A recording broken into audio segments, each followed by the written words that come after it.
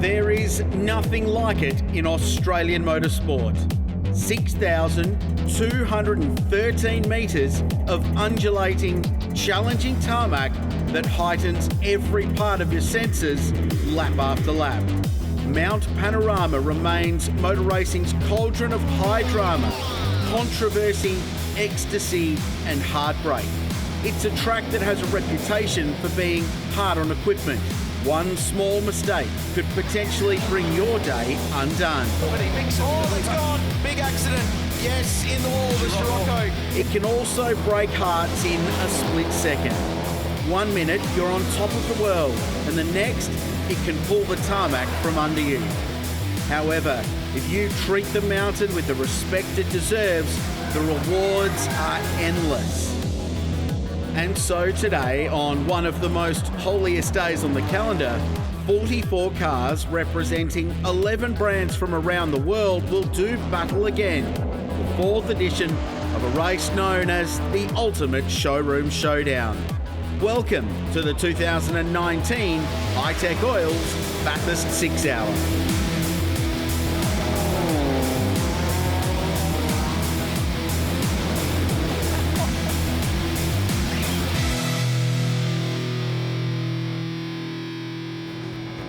Yes, it is the Hi-Tec Oils Bathurst 6 Hour.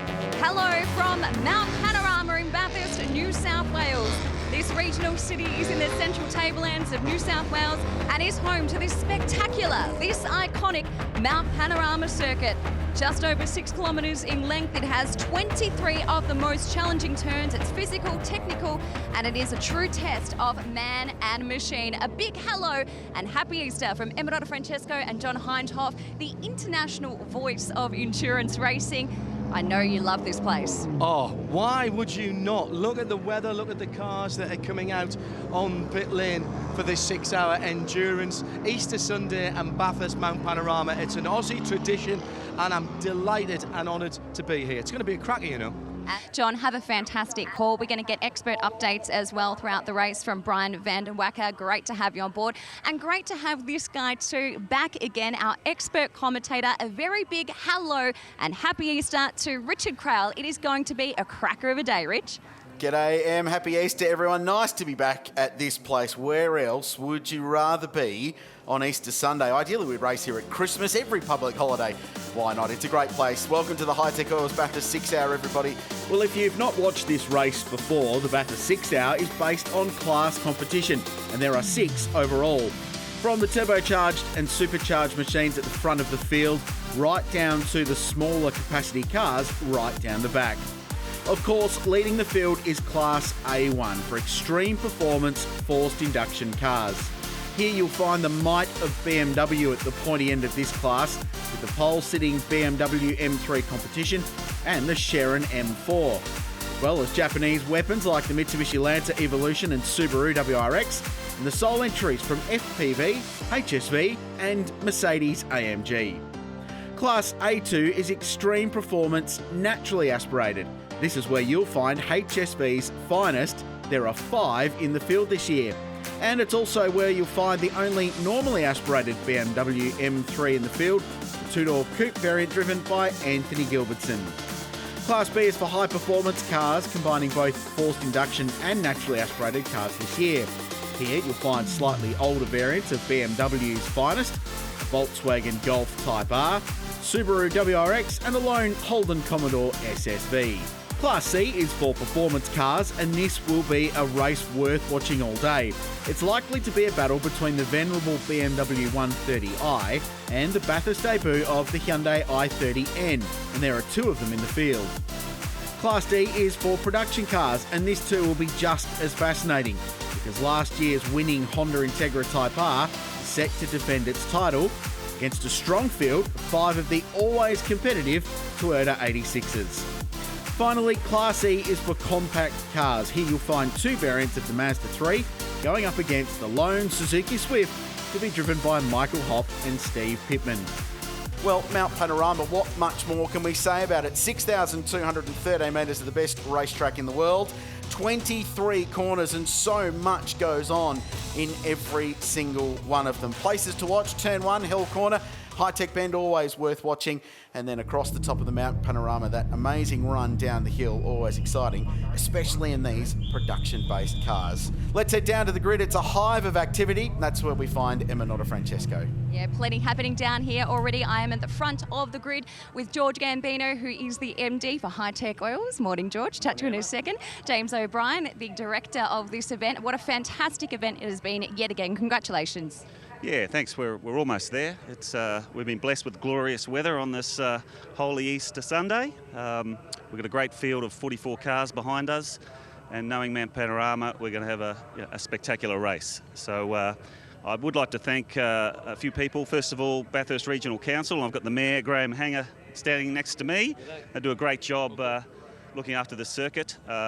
I particularly want to thank the 300 volunteers and officials here this weekend. They do a marvellous job. We could not run the event without them, and I am eternally grateful for their attendance. And finally, I'd like to thank our naming right sponsor, Hi-Tec Oils, who've been with us from the start, and we've got George here next to us. Thank you, James, and thank you, Graham. Yes, you have been there from the start. What a fantastic marriage between the two. Yeah, we've actually got on really well, James and myself, and the whole Bathurst 6 Hour. The council's been great, Graham, great. My team like this event, they love it. It's good for Hi-Tec profile, so we're here. Enjoy the race. Thanks, George. Very much. Mark? We're down here with Jordan Cox, P2. Great place to start if you look at the stats book. Yeah, very good. It's going to be an issue with the M3 and the M4 going up the hill. But look, the race isn't won in the first lap, so we'll just fit into a spot and go from there. Best of luck. Thanks, guys. Cheers. Berwick, Linton, you've got those 5 pit stops to do now, but hey, great news. You're the one sitting on pole with a clear track ahead of you. Yeah, look, we've got a strategy and we'll just follow what we've got to do. We've got to add an extra pit stop. You know, it's obviously something we're disappointed with, given that Tim got the best out of the tyres in the car and the time dropped off, but look, we've got to deal with it. So we've just revised the strategy a bit and we know what we're doing. Thanks to Mark Walker and Emma Francesco down there on the grid. It's a very busy grid as well. 44 cars to take the starter. That is every car that arrived at Mount Panorama on Thursday. So well done to all the teams and competitors for getting everyone on the grid. It's not been out without its trials and tribulations. And the big story, of course, the defending winners starting from the very, very back of the field. Here's how they line up for the 2019 Hi-Tec Oils Bathurst 6 Hour. Berwick Linton and Tim Lay on front. We heard from Jordan Cox. His dad, Graham, will start car 40. Andrew Saul and Andy Fisher, and Anthony Saul, that is, correction, in car number 4 go from 3rd. The Russells, father and son, Class B leaders, and 4th outright. The Cabbage Boys, the brothers, Ben and Michael, and Garth Walden go from P5 in another Mitsubishi. We heard from George Medici early on. He starts 6th in car number 67. That's the FPV Falcon. Winter and Raddocks, the teenagers, 17 years old apiece, go from 7th. The big HSV is 8th. Then another BMW car number 25 with F4, Young Gun Jaden O'Jaden 9th. And then another Mitsubishi rounding out the top 10. They were bumped into the 10 when the Sharons were bumped out. Here to leader in 11th position. That's the VF Holden. And their nearest competitors down in 15th position, the Monaro. That car will pull its way through. Expect that to be a hard-fought category for the non-supercharged or turbocharged big bangers. The rest of the Class B runners down in 19th and 20th. That's where we see the Holden and the rest of the team. And then we're looking at the smaller engine cars further down towards the end of the 20s. You say Monaro like a proper Aussie. You taught me. Correct. Class D, intensely competitive, 8/10 of a second, covering the top 3 cars in that class in qualifying. Defending champions Baker and Callahan on top in their Integra Type R. Harrison Gray and Jimmy Vernon go from 2nd in class. They're ones to watch. Back over the page, the venerable BMWs going nicely in Class C, 31st, 32nd and 33rd outright, 1, 2, 3 in class. That will be another great battle. And then that great story with the Mazda starting from 38th, 1st in Class E. Alongside them is another Mazda 3. They're the winners of that class last year, looking to go back to back. BMW and Mitsubishi on the front row. The BMWs are stacked behind them as well, but watch the grunt of the M3 with Berwick Linton behind the wheel on the run-up Mountain Straight. Happy Easter, ladies and gentlemen. It's the Hi-Tec Oils Bathurst 6 Hour, and it starts now. BMW away. Graham Cox is in the Evo and gets swamped. Anthony Saul goes up the inside in the M4 and will slot in behind Berwick Linton. It'll be a BM1-2 as they run up Mountain Straight for the first time. The Field split in the middle, but 43 cars getting through Hi-Tec Oils turn 1. The run up Mountain Straight cleanly. That was a lovely start by the pole sitter, did exactly what he needed to do. Barrett Linton, and that dark blue, it is dark blue, it's not black, it looks black, but it's just polished to an inch of its life. That's a genuine BMW colour, and that's exactly how the car was born. Big dive up the inside by the number 12 BMW at the very start of the races. They were going up to Griffins for the first time. That was somebody very confident indeed on cooled MRFs. That's the Brad Woods Hadrian Morale car. It's being run by Mark Cars Australia. They're a long way out of position down outside the top 20, so they're trying to march their way forward. Already up a couple of spots to 14th, but a really aggressive move early at Griffin's Bend, trying to get themselves sorted out. Across the top they go. That's Reed Park. The MRF bridge shows the cars, and Bathurst in the background past the metal grate and the run towards McPhillamy Park. Barrett Linton, the race leader, already pulling almost a second over Anthony Sewell in the number 4 car. If you're watching this race for the first time, look how green it is around here compared to what we see in the 12 hours. It's actually getting into autumn here, and some of the leaves are already turning here in Bathurst. A fabulous place to come at this time of the year. Lots to do, as well as come to Mount Panorama.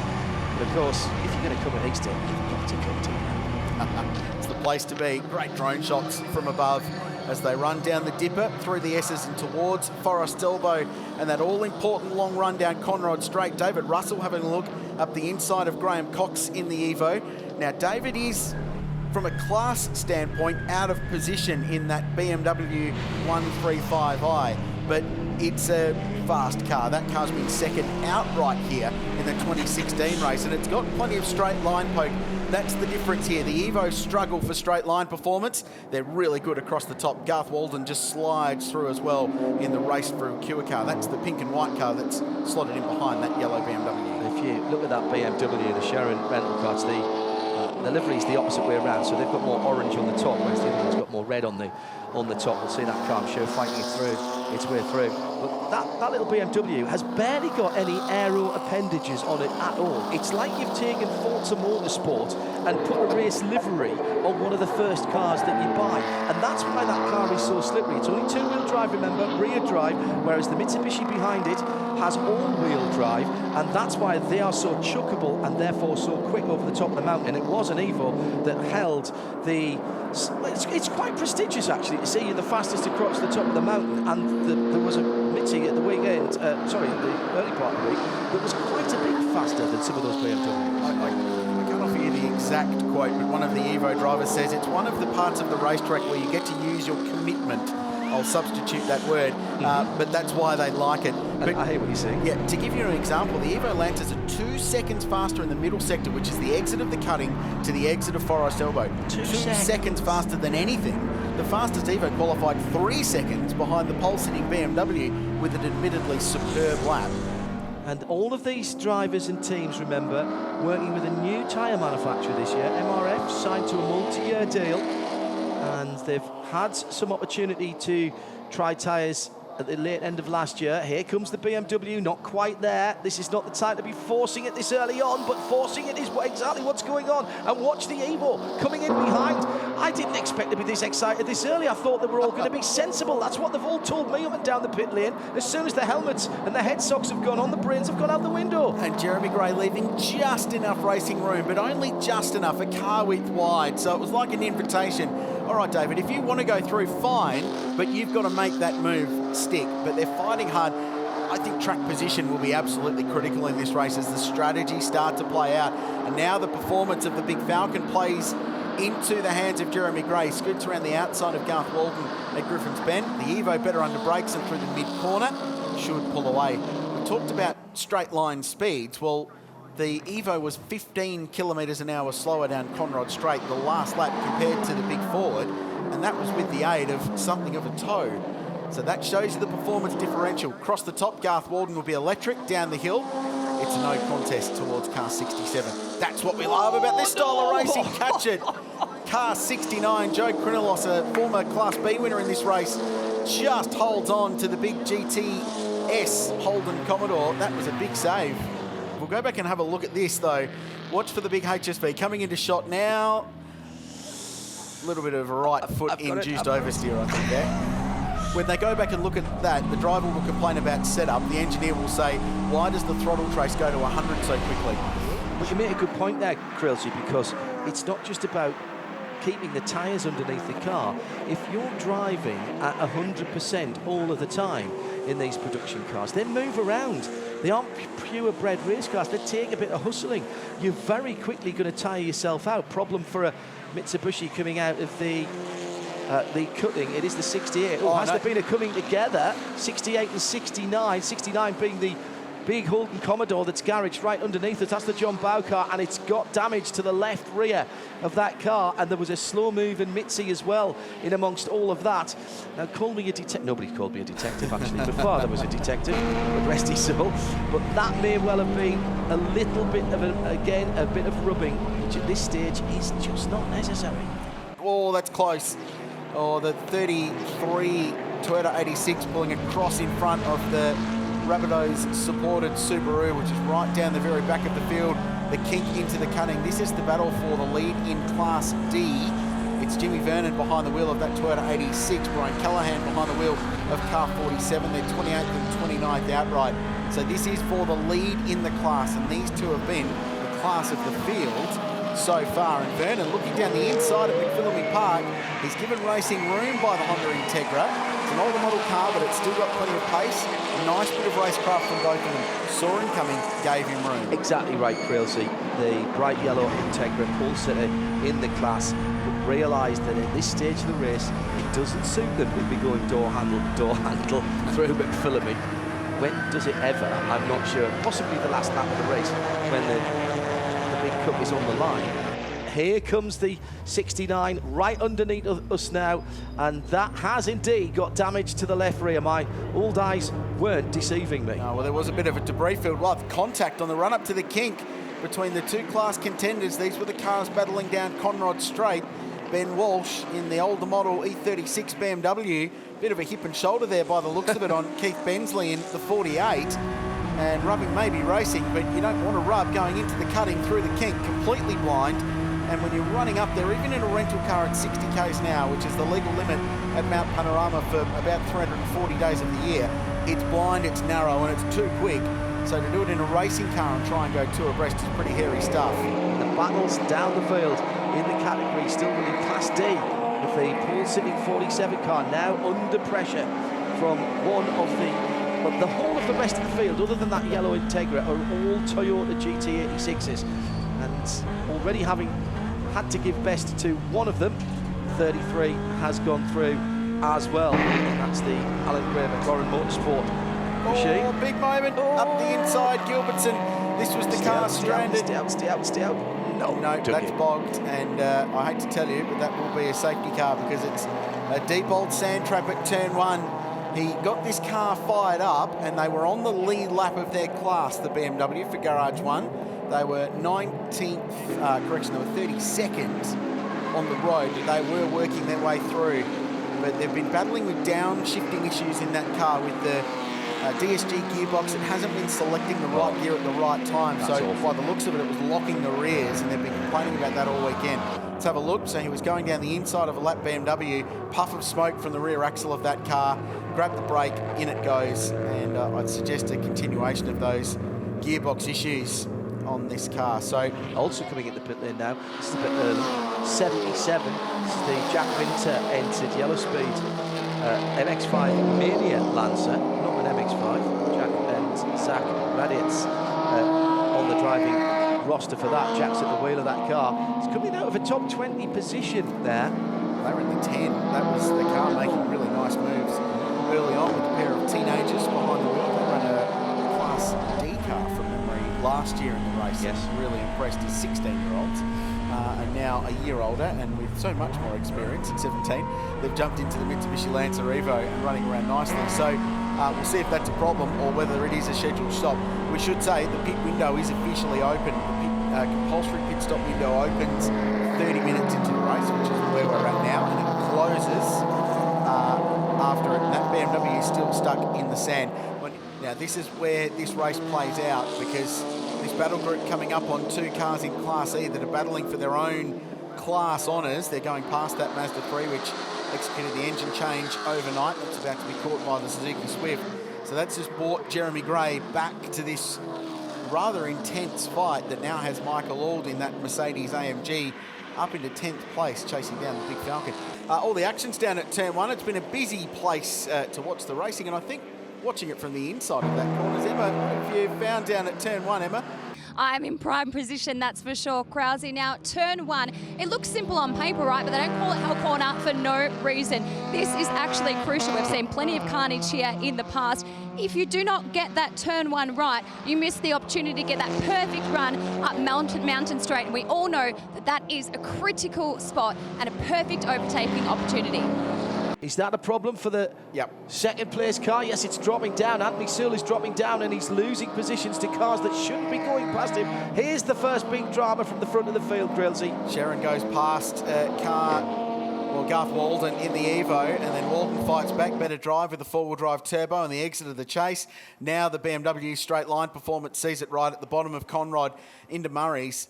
So pass done, Grant Sharon moves himself to what will be third place from the back of the field, though Walden might have something to say about that because he got better drive out of the corner. But the car that's been running in a very safe second for the opening 43 minutes of this race, limping. And Anthony Searle has dropped back to 5th position, and we would imagine will be heading to pit lane and can confirm that he's just driven into the lane now. I'm not even sure the engine is running on that car. It's come in, it's just coasted to a halt. The guys will do the fueling out on the pit lane. Can't do anything else while the fueling's going in, and that is absolutely correct. I'm a big exponent of that. From the camera on Ridges, watching the two Sharon cars together. Great place to watch the racing. Down into the final corner for these two BMWs, as we'll catch up with Emma down in the lane with a bit of an update of what's going on with this BMW. Yeah, I'm just in garage number 3. Plenty of chaos going around me here. Andrew, do you know what's happened? No, I'm not exactly sure what's going on. Anthony felt something from inside the car. Obviously, he had good pace. He was consistent. There's obviously something's happened at the rear of the car, so they're just trying to get that sorted out. Obviously, it's taking a bit longer than we'd hoped, but that's long-distance racing, so hopefully we can pick it back up after the other guys do their pit stops. Back out there, chin up. This battle continues. Jeremy Gray will be wringing wet after this stint because he's been working hard consistently in the Big Falcon. We jump on board the number 7 Hyundai i30N, first of this brand new hot hatch. There's been a bit of a disruptor in the hot hatch market of late. Volkswagen clearing troubles, I think. They're looking over their shoulders at Hyundai, who have set them as their target. It's a Golf GTI fighter, and they poached a lot of the top VW engineers to set that car up. It was developed in Europe. It's been wildly successful, and it's made a pretty handy racing car. Caden Olsen behind the wheel of car 7 at the moment, and they're currently running 3rd in Class C. Here's the car that had the new engine from Newcastle. Oh, and didn't get the fuel hose in properly. That's tremendously dangerous. And also, the auto closing didn't work on that there. So that's something they're going to have to look at with the fast fuel hoses on the back of these cars, and that's put fuel into the pit lane. This was the car that was on pole position, had all those dramas with the bottom end of the car not sounding right. They've got the hood up now just to make sure everything with the new engine. You'd never think that that engine had only gone in last night and this morning. Look at that. Meantime, up in the number 4 BMW pit, it's the property investment store. It looks like it's not good news, is it? The driver's been asked to get out of the car. Speaking out of alignment, this car has had a horror weekend and is driven behind the wall at the cutting and probably out of contention the Subaru. That's the Labrador's livery car. Oh, now what's going on here? Is this Garth Walden? That looks, yeah, it is. Garth Walden walking away. Yeah. This car was right in the mix early on, so unseen by us, the Race for a Cure Evo, which was running 5th, correction 4th, has pulled off the road, and Garth Walden looking for directions back to pit lane. That's going to be that car stop. Unseen by us. We'll get the team in pit lane down to Garth Walden Racing to find out. It's a free spot for car 45, but the Race for a Cure car, by the looks of it, stranded. Well, an hour into the Hi-Tec Oils Bathurst 6 hour indeed, thanks to Ridges. Here's how the top 10 stand. You can see your classes designated the left of the table. Class B and indeed A2 right in the mix. Graham Cox is going well in car number 40. Jordan still to drive that. Michael Auld up to 6th place from the back of the field. Aaron Santeri has been fighting well in the BMW 7th. Paul Iacano talking about car number 14 fighting. They're 8th. Jeremy Gray's in the lane, so we'll drop out at the 10, but that'll adjust itself as the race goes on. And rounding out the 10, Kyle Austin in the Dylan Thomas Mitsubishi Lancer. That's an Evo 9, the earlier gen car, but going along nicely. Here's the Newton Power Batteries leaders in class. Obviously, Beric Linton, Matthew Holt lead the A1 and A2 categories. David Russell, as we've mentioned, is in the B class lead. Jake Camilleri for the Hyundai number 8 leads Class C. That's going to be a battle all the way through. Class D, the Honda Integra back at the front. It lost a few positions to the Toyotas, but they're still out there and going longer on their fuel. And David Worrell has the Mazda 3, the number 2 Mazda 3, the SP25 leading Class E. That's your Newton Power Batteries class leaders.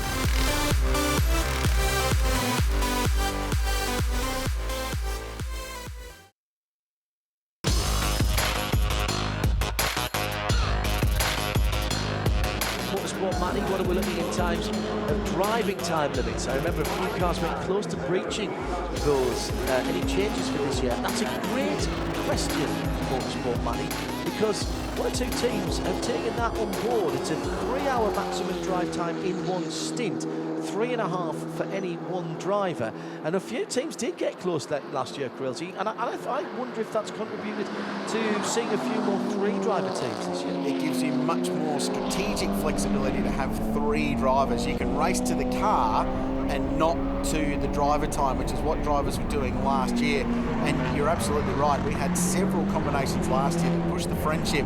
So to maximum for any one driver, 3.5 hours in the race. So if you've only got 2 drivers in your car and you divide 6 hours by 2, that window's pretty small to time it right. So it's a difficult thing to play out. So having 3 drivers mean you can drive to your fuel number, drive to your tyres more than you need to drive to the driver time. Here's car 45, Garth Lawton Racing, go to work. It's nice and controlled. They've got 1.5 minutes to play with to get a driver change and a tank of fuel. Will there be tyres on this car? That's the big question mark. The heavier A1 cars expected to be harder on their rubber than cars like this. They're a little bit lighter, the AMG A45, compared to the BMWs I'm talking about. Sharon's out. So that's a nice service for them. Ian Sharon now shown behind the wheel of car number 1. So brothers changing hands. Let's go down and find out what happened to Garth Walden Emmers down in the pits. Garth Walden, tough luck. Can you tell us what happened? Yeah, no, the car's running so good, and then looks like the engine has expired, which is not the ideal way to finish our day, but the Race for Cure Evo was just powering along and we were in a good spot and the car was really comfortable to drive, and yeah, I'm really bummed for the team and obviously Mick and Ben as well. See you next year. Yeah, cheers. And I just want to shout out for if anyone out there wants to donate, www.raceforcure.org.au. Please donate. It's a good cause. We're showing safety car at Mount Panorama. Correct. And this race will be suspended for the first time an hour and 13 minutes in. Won't actually be stopped, just be held under yellow flag and safety car conditions. This is great news for anybody who hasn't pitted yet, including the leader, the 23 car. They're getting a free pass here, as everyone else will be caught behind the safety car. This is massive, and remember that 23 car has got one more compulsory pit stop to do than the rest of the A1 classes. That was the rebalancing of performance for the M3 competition, so any team running the M3 competition, BMW, now has to do 5 compulsory pit stops at 1 minute and 30 in the pit lane, while everyone else is doing 4. Meanwhile, the Bruce Linton Body Shop team rolls into work, and after a great opening stint, Beric Linton will jump out of that car. Tim Lay, the man from Orange, will jump in. This is as local as a motor race gets for him. The team will just check the tyres. Now they've got fuel in. No thought of changing the tyres, but once again, they're going to bleed a little air out of those MRFs. And once again, the fueling was well and truly done before the driver was ready to go. We'll tell you how long that pit stop took because they've just crossed the control line now. It was 1 minute and 50 seconds from control line in to control line out. So at the end of the race, the timing of these pit stops will be critical. What a great opening stint. From Berwick Langton, he's talking to Emma. It was indeed a fantastic opening stint for sure. How's the track feeling out there? Yeah, track's good. You know, there's traffic, but they're all waving you past and no one's getting in the way and, you know, trying to do whilst they're racing, so which is great. So, you know, a couple of cars having some issues, a few oil flags in a few places, but we pushed on. Luck for the rest of it. Thank you. Lights are out and we'll pull into the pit lane this time around, and it'll be Tim Lee who has the field under its control, except it's not, because he's not at the front of the field. He's a long way back down because, of course, he made the pit stop. He's down maybe 10, 12 cars, and it's the big Commodore, the 64, that goes through, that had such a great first hour, and immediately the Sharon car jumps ahead of it. Yeah, but this is worked poorly for the Sharons. They've lost almost a full lap. Correct. The way that all worked out with teams diving into pit lane under safety car. So they didn't pick up the leader with that safety car situation because they stopped under yellow. So when the safety car was called, the leader was in pit lane. So they picked up that black and red Commodore. As a result, Tim Lay was about 10 cars down the queue. But Ian Sharon's basically 2.5 minutes now behind the leader in 4th place. It's also dropped a bunch of cars off the lead lap. That safety car has not been conducive to a lot of people's race, but the Sharons just dodged a bullet there by being a couple of cars further up the queue than the number 23 BMW. Including that 64 Commodore that we were talking about, which was up in the top 4 and has now dropped to 13th position. And the A2 lead, therefore, has gone the way of the 53. That's the HSV GTS, the 5.7 car, because they stopped just at the right time. Yeah, so that was a real roll the dice moment and time your pit stop to perfection for some teams and not for other. But that could have been very, very costly for the Sharon team. Imagine if they were about 5 minutes later. And not even 5 minutes, it could have been a matter of 20 or 30 seconds. Absolutely. And it would have really cost them track position. They would have gone down a lap. And we were talking just about how long it took them to change the driver in that car, and giving 20 seconds away every pit stop on your compulsory pit stops. You can't keep doing that if people... Well, all right, let me go back. As long as nobody else is actually getting out in 91 seconds, it's not so much of a drama. But if somebody is, you can't keep giving 20 seconds track time away. That's exactly right. So those pit stops are going to become more and more critical. We'll wait for the field to come round before we reset things for you. The ticker at the bottom of your screen will have an update of who is where. We're on board the Daniel Flanagan Merrick Maloof number 55 car. This is running in Class A2. It's currently 4th in class, 20th outright with Flanagan behind the wheel. He's got a very good run out of the elbow. Goes past the Graham entry, which is running class lower. Full noise towards the kink on Conrod Straight, into the chase.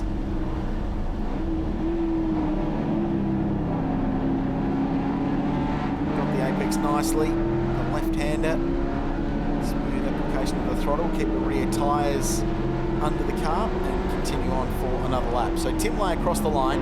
Officially his margin is about 25 seconds, we'll say about, because we're waiting for Jeff Russell, who's now behind the wheel of car 21 to cross the line. They're second outright, our Class B leaders. And it's officially 23.8 seconds. Simon Hodges now behind the wheel of the number 25 BMW.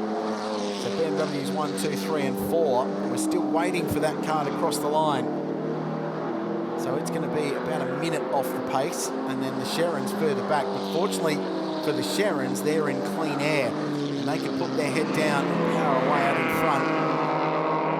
The Hyundai's first time here in production category racing, 7 and 8 car, not been the easiest of weekends for them, particularly for the 8 car, which was pretty much destroyed second lap out of the box early on in the weekend. But hard work and some absolutely up-to-the-date technology available not so far away down the road at Lithgow, getting that car pulled straight. And the benefit of having production-based racing cars is that you can rob a few bits off your road cars, and those guys had a road car, and It's not as it was. How's the attitude on the 23 car? Big slide coming out of the cutting. Tim Lay is hustling at the moment. Across the first split they go. Minute 0.9 for Lay, minute 0.8 for Sharon. They're going 10th for 10th at the moment. They're driving these cars very hard, and at the same time they're dealing with traffic as they get around with it. We're just going to go down the pit in a moment, but one thing I want to point out is watch the rear tail lights, watch the tail lights and the brake lights in particular on the dark blue BMW, because they are quite often flashing.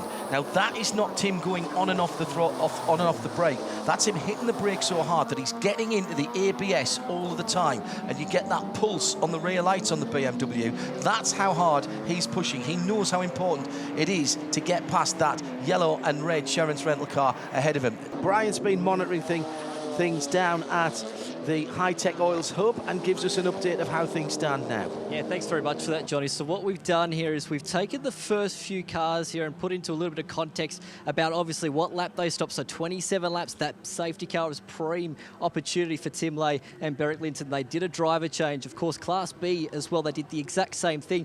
For the 40, the Jordan Cox car, they pitted just before it, but it's not going to hurt them too much. The big thing, and you boys mentioned about the Sharon Rentals BMW, what we found out from down here at the pit lane, their pit stop time was actually 2 minutes 30 compared to everyone else at around about that minute 30 mark. The reason for that, and this is going to be critical today, they did tyres where others didn't. So, of course, you can't do fuel and tyres at the same time. You've got to do them separately. That's what's taking them the extra time in these pit stops. So, as we mentioned, once we get towards the back end of this race here this afternoon, picking whether or not you do tyres or not and trying to gain that time is going to be critical. The next pit stops, we can roughly expect them around about the 2 hours and 30 minute mark, but tyres already a critical factor in this race. So dramas for car 45. It stopped up at the top of Mount Panorama. That's on the run into McPhillamy Park. There's a lot to play out here, and it's a critical moment in the motor race because the two BMWs were nose to tail, and it's been in the fence on drivers right at the top. So that's just not the first time you've ever said that, no, is it? It's not. At that part of the track. So Richard Bloomfield is out of the car and A-OK, which is great to see. He's in the hands of the volunteer officials.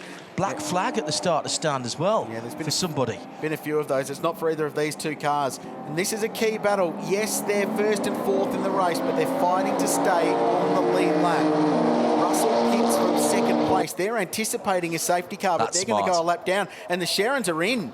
They're also anticipating a safety car. They're now a lap behind, though.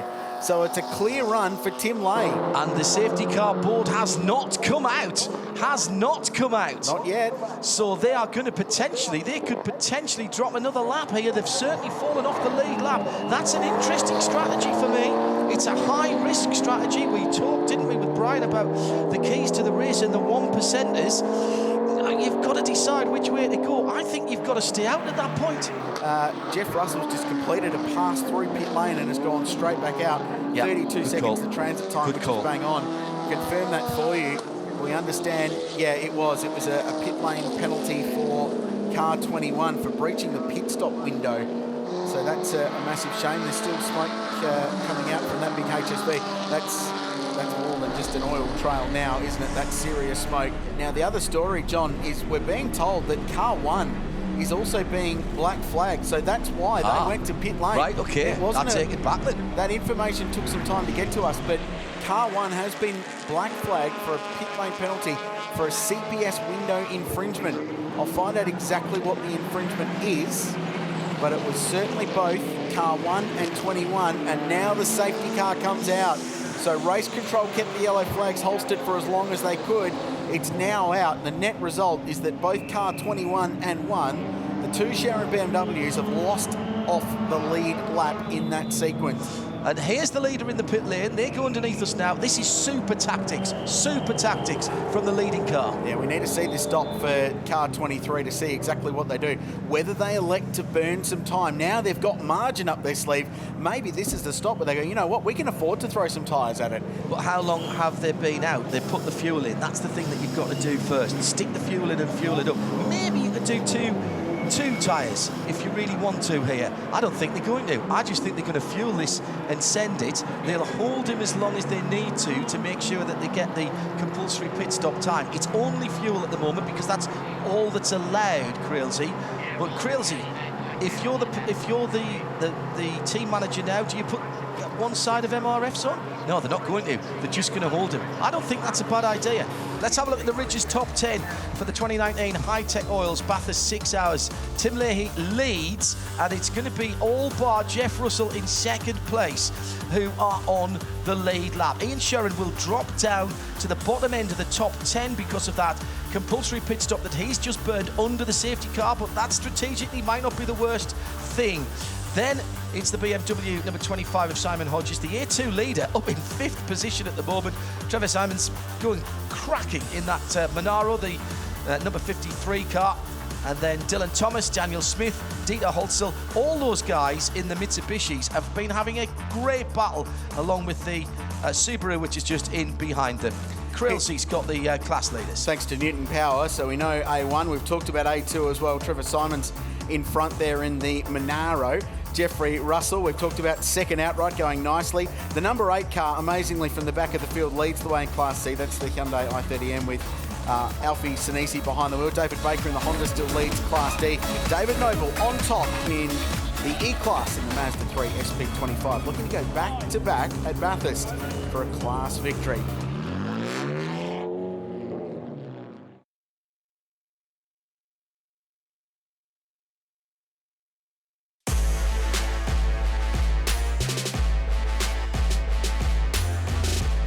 Safety car is in. We're up for restart 2. The Hi-Tec Oils Bathurst 6 hour. 2 hours and 12 into the race, which means there's 3 hours and 47 to go. And once again, we're in a scenario where Tim Lay can put his foot down and try and become the only car on the lead lap. His target is car 21. It's turning into turn 1 now. There goes Tim Lay in that deep, deep blue Bruce Linton Bodyworks BMW. The man from Orange has been driving so well this weekend. He quipped after qualifying yesterday. He said, "I'm getting old. I need to maximise every chance I get to drive here and go fast." But there's no sign of Tim Lay getting slower with age. He's like a good bottle of red, just getting better and better.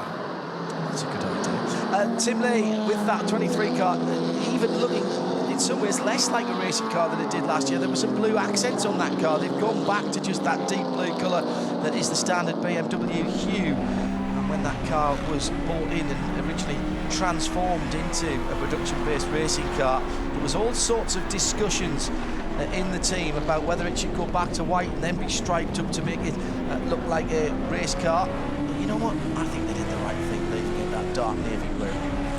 It's a very cool-looking race car. Sort of flies under the radar despite its ridiculous speed.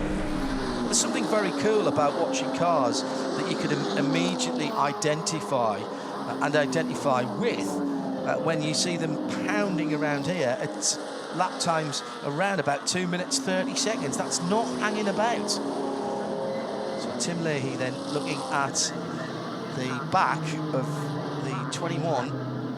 That's the second place car, so second just ahead of first as it stands at the moment. And that is the lead Class B car, let's not forget. Now that's a really good run for the Sherrin and Aussie Wide Builders sponsored car. David Russell, Jeffrey Russell in that car, and it is Jeff Russell who's driving it at the moment, and he'll have to keep his eyes peeled for that leader coming through. He will get the blue flags, of course, but he'll be allowed to do. I would think that race control will let them defend to stay on the lead lap a little bit, so he's not waving around. I think he might already be passed, to be honest with you. It might be a non-issue because there was a distinct lack of a blue BMW in shot as they went down Conrod Straight. Come back to that. The Honda Integra going through. The kink at the chase. That BMW M135 that has been so good throughout the day is in the mix as well. There's the CXC Hi-Tec Oils car. Dylan Thomas is behind the wheel and Tim Lay is clear. So he's on lap 46. Everyone else on lap 45, all further back.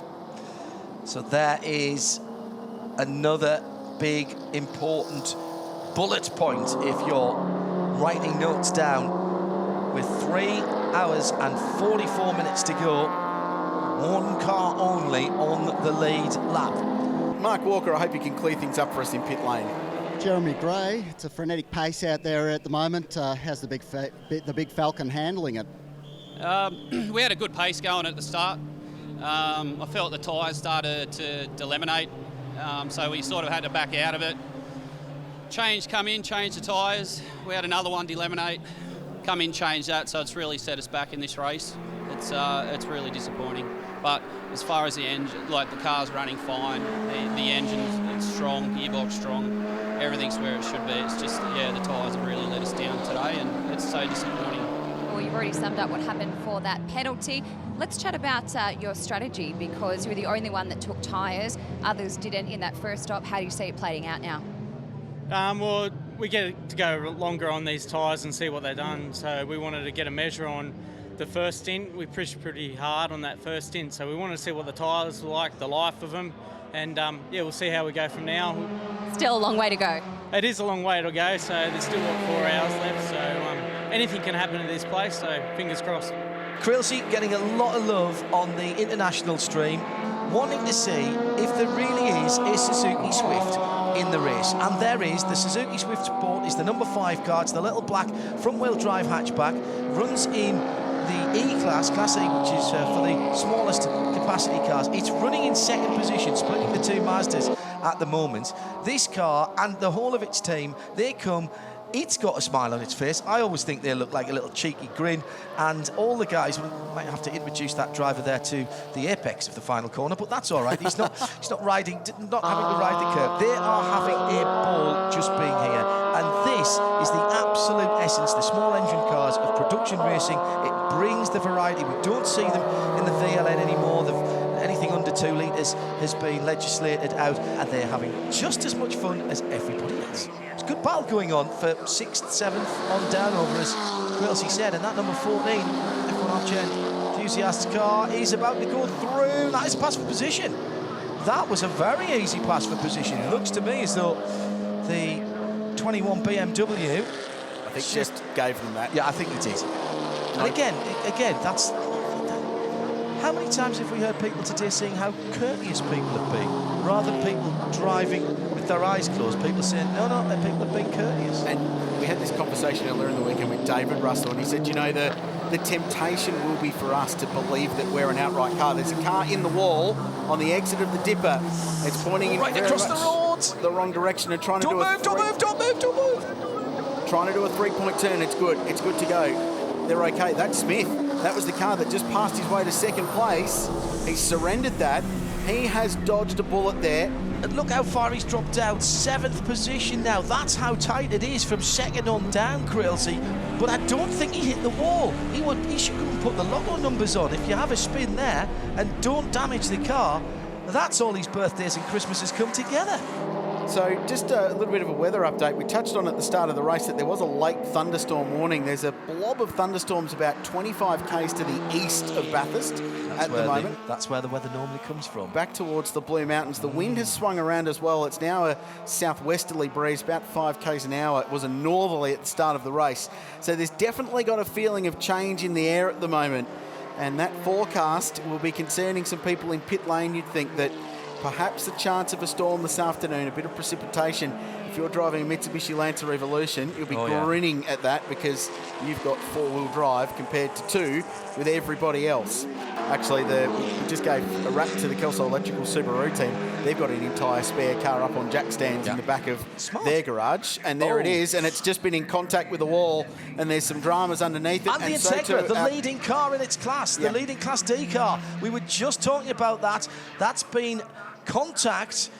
The left front of the bright yellow Integra, it's come to a halt just coming out the cutting, and the left front has got damage. The left front wheel is pointing not in the direction of where the steering wheel is inside the car, I can tell you that. And that's either been front to back or side to side contact, and maybe a bit of wall involved there as well. I think it's Class A car lapping slower class car, and one or the other got in the way of each other. A safety car out for the 3rd time. In the lane. In the Hi-Tec Oils Bathurst 6 hour. So the Subaru's coming past us. You can see at the back of the shot as the 18 car's getting service. Quite a bit of damage to the right rear corner of that car and some smoke, but they've got it into the lane, which is the main thing. Yeah, that was contact, wasn't it? The Honda, we picked it up late, but the Honda was in the fence, but there was definitely contact between the 2 cars. Left front corner damage on the Honda, right rear on the Subaru, and it's dislodged the exhaust as well.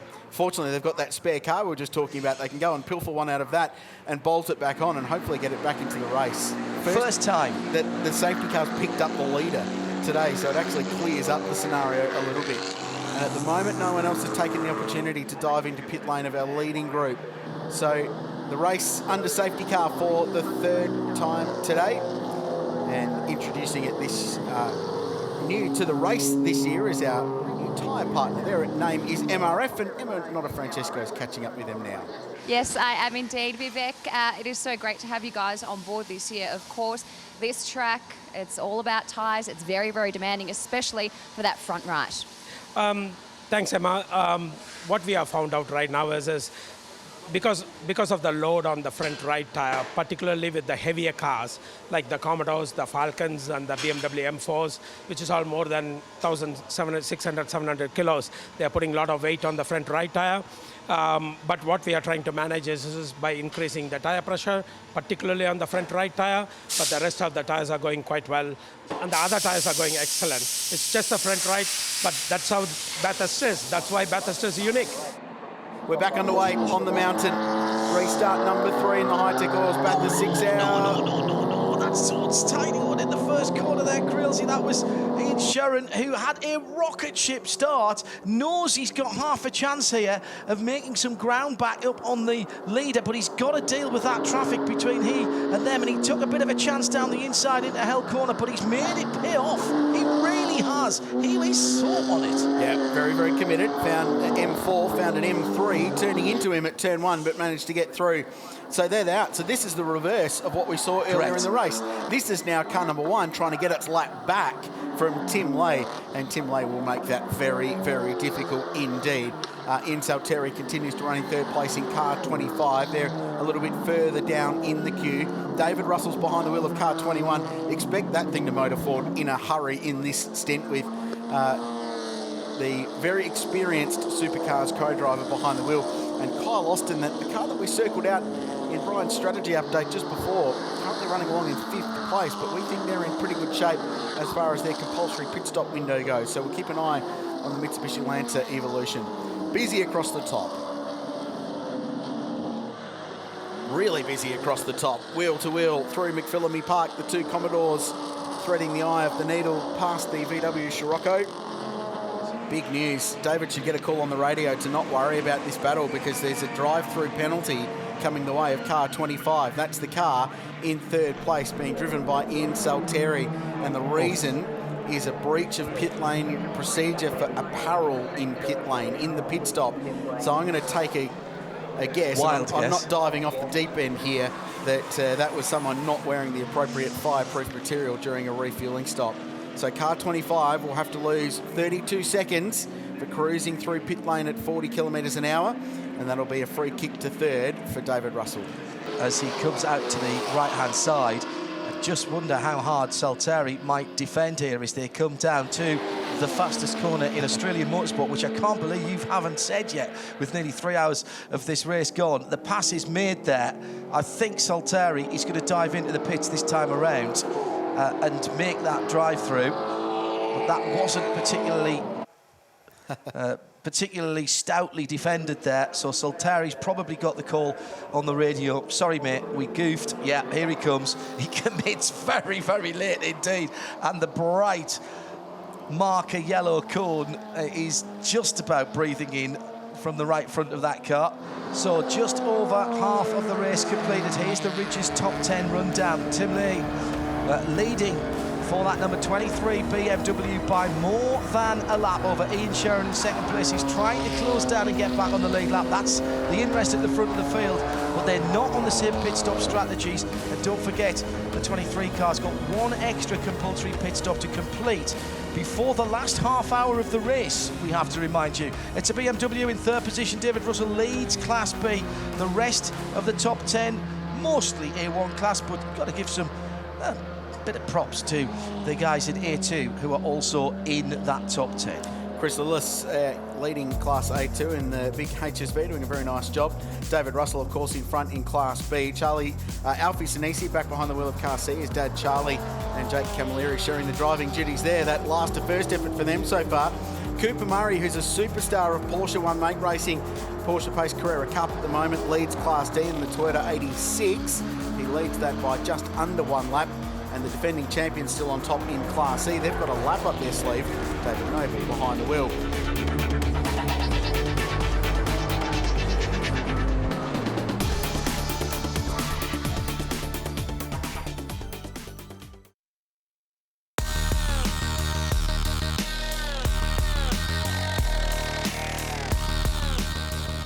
Dramas for the Tropical Fruit Store BMW. That's not the actual sponsor, that's just the livery. They're running down Conrod Straight. And he has clipped the wall somewhere at the top. This is live. This is happening right now. Oh. And he's good. Oh, in fact, it's both right MRFs have been against the wall, and now he's got to transition across the track under the Hi-Tec Oils Bridge, watching from our camera up on the balcony at Ridges. It's a great place to watch motor racing. He's made it to the pit lane. Good effort. This car, 4th in class. Chris Manley's behind the wheel. Oh, he hasn't made it to pit lane, Krilsey. I'm sorry, he's understeered into the kitty litter and beached it on the entrance to the pit lane. Just came in tiny bit too quick, and that is a terrible error of judgment after he did all the hard work. He just had to lift off and coast it into the pit lane, and he's understeered and put the right MRFs, or what's left of them, and they've been up against the wall, no doubt in my mind. So this is another look on the Hi-Tec Oils replay. Off the road there, so the car definitely not turning. Dramas on the right front and the right rear, with the belt of that tyre having clearly departed the yellow wheel on the back, red on the front. And he'll get down here into what is a very tight pit lane entry to get all the speed out of the cars at the bottom of Conrod Straight after the chase. But he's just too quick when he comes into the left-hander into the pit lane. There may be a case of not knowing the full extent of the damage. We've been able to feel some of the damage there as well. And he's just ended up buried in the gravel trap. He's not the first person to do that in that rather awkward entry into pit lane that's claimed some pretty famous names in the past here at Mount Panorama. So it's been fascinating. Great job by our volunteer officials who continue to do a superb job. The TCI car is out of the gravel trap. We can head down to the lane with them. Lee Medhurst, tough luck. Bathurst, when it bites hard. Hey, did you see what happened? Yeah, no, he'd been complaining about a vibration in the tyre for a couple of laps, and we were about to bring him in to change it. Unfortunately, he's had the tyres failed in the big scary part of the track, and he's unfortunately been able to hold on to it. So it is what it is. We'll come in, we'll change the tyres, and we'll just go out there and have fun for the rest of the day. Great to hear. Thanks, Lee. Thank you. Oh, now that would explain why there might be some damage. On a replay up through the kink, squeezing their way through the class-leading car in Class C, Alfie Sinisi behind the wheel. And that might explain why the right-hand side of... Well, I did say I thought that car had bore the scars down that side, so that might well have been it. Tim Leahy leads by just on a lap from the number 1 car, which is heading into the cutting right now. That's Ian Sherrin now behind the wheel of that car. It's another BMW. So we've got M3 competition leading from M4 in second place. The number 1 on the side of the second place car, signifying that car won this race last year and is therefore defending this Hi-Tec Oils Bathurst 6 hours. The strategy is not entirely the same between these two cars, and that's what we've got to keep pointing out. I'll tell you what, though, they might as well be door handle to door handle at the moment, because although they're separated on track and on the timing screen, they are trading milliseconds through not only every lap, but every portion of the lap. 102.2 for Leahy, 102.2 for Sherrin in that first part of the lap. Last time around in the last part, 101.2 from the leader. I mean, it's just tight. 42.1, 41.6. They are less than a second apart in their lap times at the moment, and depending who hits the traffic where, Krilsey, depends on who gets a scant advantage at the end of each lap. Yeah, if they were on the lead on the same lap, it'd be a great battle, wouldn't it? But at the moment, they're a lap apart, and they're just station keeping at the moment. They're holding position relative to each other. Bang. Oh, blown up, sir. That's the 67 Ford. It's let go in a very, very big way. It's been a tough day for this team, and it's just got worse. They're limping up the hill. Right into the cutting. Yeah, Andrew Medicki behind the wheel. They're 9th outright and looking in pretty good shape in the top 10. And from underneath the front of the car, there's oil coming out of that. We are seeing external fluids that should be internal in that Ford V8. Let's head down to the pit lane and to the garage of this Ford. It's not good news, I'm afraid. George, me, Dickie, heartbreaking stuff here at Bathurst, isn't it? Yeah, I just put my helmet on, mate. You know, I was getting ready to have a crack at. I was going to triple stint it to the end and see if we could take it to the other boys in the Aussie Muscle down the road there. But yeah, look, I can't see exactly what it is. Obviously, it's not catastrophic because the thing's still running, but it might be past steering or something, and that's certainly going to put us out for a little while. I am checking in with the guys from the young guys from car number 41, Lachlan and Thomas. You are looking at the engine that was in the car at the start of the race. Lots has happened since then. Take us through it. Yeah, so Tom started the race and, you know, he was doing a really good job, and then about 30 minutes in, it just had a part failure. So, you know, it was really quite unfortunate, but, you know, it was a car we had in the car park that was, you know, we could take the engine out of, you know, drove the car here. So, you know, it's really cool that we got such an amazing team behind us that have worked so hard to pull the original engine out and, you know, the new one in to try and get some laps and finish the race. If you get back out there, you guys, you Thomas being 17 and you Lachlan being 16 years of age, you will be the youngest guys to finish the Bathurst 6 Hour. What an amazing feeling that would be. Yeah, it's pretty exciting. It's a pretty big thing to become the youngest to do that. So that's why we're working so hard. The team's awesome, like Lachlan said, to get the car back out there and finish the race and you know, become the youngest. And bang on cue, in they come. The point I was going to make on that is that right now, a final stop will come right on the very edge of the fuel window. Correct. To get to the checkered flag with about an hour and 10, maybe an hour and 5 to go. So this could turn into a fuel race for these cars to get home on economy. Yeah, and don't forget that 23 car has still got 1 minute 30 stops to go after this one. This is their third time down the lane, and they will hold the lead for the moment as they transit down towards their pit, which is right at pit out. It's a long way, and they're slightly uphill right at the end of the pit lane. Now, again, the question here for me is, what is the tactics? There's going to be a driver change. The fuel goes in. They're not hurrying the driver change, which suggests to me they're going to put a new set of MRFs on it. So what this does is gets the number 1 car back on the lead lap. Now, they're fueled to go a little bit longer in this About stint. 10 minutes. Yeah, exactly. So they'll go a bit deeper into the race, which takes some of the question marks out over their final pit stop later on for their final fuel load to get to the finish. So this race may well come back to the Sherrins a little bit as this goes on, because these guys have to make an extra pit stop. Really good driver change. It's done, and the fuel's still going in. Maybe there's not going to be tyres. Yep, there is. No, they are. I see them running out with the jack. Remember, you're not allowed on board jacks here. 5 wheel studs. Get the guns on the right-hand side. Only 4 people allowed across the wall. They'll work the right-hand side tyres first. Off comes the MRF. Bit of brake dust in there as well. Not heard anybody complaining about brakes this year, Krilsey. It was an issue last year, but the temperatures, something between 7, 8, 9 degrees Celsius, generally speaking, right across the day. A bit chillier than last year, relatively speaking. The right-hand sides have gone on. So this is going to be a 2.5 minute stop at least. They might lose the lead here. They might just lose the lead here if they go for another 2 tyres. No, it's 2 tyres only. Right-hand side MRFs only. I think that's smart, because that will get them out without losing the lead. Where is the second place car? Now on the same lap. All right, they would have had to pit in 10 minutes time, but they're taking track position. They're taking track position again. I like that call. Yeah, I am, but I think it's actually hurt them relative to the Sherrins in this overall battle, because remember, they've still got that extra 90 seconds they have to burn somewhere.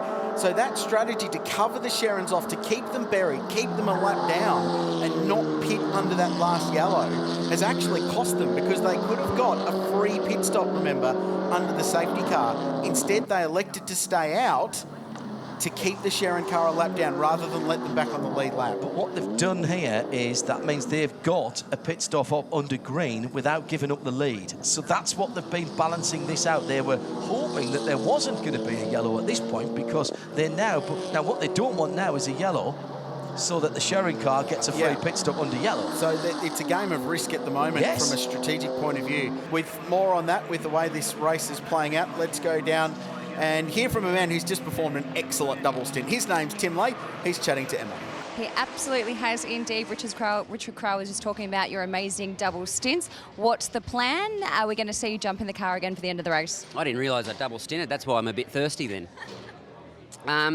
Yeah, I think we should have stopped under that safety car. But I think there was an argument going on between me and Berwick whether we stopped or not. So we didn't stop. But anyway, it's I think we're okay. But yeah, we'll just see how we go. So far so good. Good luck, Tim. Mark?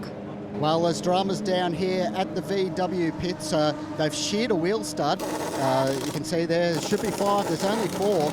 So they've just bolted a new wheel on. I'm not sure if they're going to send it back into the pit bay to do some work on it. Yep, they're backing it up now. They're going to pull it into the bunker. Great shame here for the Lufkin Keen VW. They're going to have some extensive repairs down here to fit a new hub. Cooper Murray leads Class D. Remember, earlier on, it was the Integra that was leading the 47 car. Cooper Murray now leads that class from the number 19 Toyota in second position. And the Toyotas now with the Class 2 themselves. Cooper in the 95 car. Cooper's a member of the Porsche Junior Driver team here in Australia, racing in Porsche Pace Carrera Cup Australia. He is a terrific young driver. Runner-up in GT3 Cup Challenge last year. Fast guy, still a teenager from Melbourne. Quietly spoken, yet quietly confident young man. And he's got a bright future ahead of him. So going very well in the class lead. We saw, of course, the dramas for the Honda Integra. We saw the dramas earlier for the teenagers, Tommy Sargent. We heard about the engine change for that team. So there's a bit of drama rolling around in the Sharon paddock. Let's find out a little bit more from Emma, who's busy at that end of pit lane. It is very busy down here indeed, and in Sharon they're telling us that that last stop will not be counted as a compulsory pit stop. Unfortunate for you guys. You just got out of the car. How are you feeling? How are the track conditions? Yeah, no, I'm feeling pretty good. It was pretty hot out there. So, yeah, look, I mean, we decided to, we thought we were going to have to do an extra stop later in the race as a splash and dash and a discretionary stop. So we thought, well, let's take it now, get back in front of the Linton crew. Hopefully we get a safety car, come back around on top of them. So it's all about getting back on that lead lap. So we know we had to do it later on in the race, so we might as well do it now and put ourselves there. Great, thanks Ian, good luck. Thank you. Krilsey's got the rule book out. Krilsey has got the rule book out, ladies and gentlemen. Sit down and be prepared to be informed. Well, in the regulations for the race, 3.11.7 discretionary pit stops. If a discretionary pit stop is required, for example, for a flat tyre, mechanical issue and or loose bodywork, then the CPS rule and penalties don't apply. No refuelling, driver change and or servicing of the vehicle may be undertaken. If refuelling, driver change and or servicing is undertaken, then the pit stop will be considered a CPS and the CPS rule and penalties apply. So what that means is, and we're waiting on confirmation that they took longer than 90 seconds. The reports are that they took 83. If they did, that's a penalty. They will be penalised a drive-through. So there's the 68 car in the pit lane, the Aussie Driver Search CXC machine, and that car, which was looking pretty good, has now been stationary for 6 minutes. They have taken the decision not to put it into the garage, and they're working on it at the pit lane, which means only 4 people. Jack at the front. I don't like to see that. I'd like to see some jack stands underneath there with the guys working underneath the engine. It might just be, is it just the engine cover underneath, or is it something more substantial? They're certainly looking to try and refasten something on there. Mark Walker's at end of the pit lane, and he's watching on as well, heart in mouth, I'm sure, watching those guys. Is it tie wraps and a bit of hope down there, Mark? Yeah, they're saying it's lost turbo boost. It looks like it blew a hose off there, so big dramas from this team, Thomas and Austin. They were doing so well, but this is a massive delay for them. It's taken them out of any chance of a podium finish in A1 there. So here's the Rich's top 10. Let's just give you the positions at the moment without editorial, other than to say Berwick Linden in the BMW number 23 that was on pole position is leading. Right from the back of the grid, the number 1, the Sharon's BMW M4, newest version of that car. The F82 is in second at about 1 minute and 50 of a deficit. In third position, It is actually the 25 car, so they've just swapped around in the last couple of or 3 moments, and that's because I see the 40 cars come into the pit lane since we generated that caption. Okay, that's fine. So 40 and 25, with the 40 car having just made its pit stop. Daniel Smith coming in with 2 hours to go. Been a great run for the Mitsubishi number 14, well inside the top 10 for most of the race. Jeff Russell leads Class B in 6th position. There's another class leader in 7th. That's the big engine Holden, the A2 car for the big cars without forced induction. And our Class D leader also in the mix in the top 10. The Class D Toyota 86 in the top 10. Thank you very much for that on the Ridges top 10. The Newton Batteries class leaders there. Well, we've talked about most of those, but what about Class C? That's the Hyundai. That sits in a 15th position overall at the moment. Frank Mamarella behind the wheel. Cooper Murray, we've talked about the top 10, so that leaves the Mazda 3 SP25, the number 2 car that's been leading for a very long time. The Suzuki is second in that category. Those are your Newton Power battery highlights.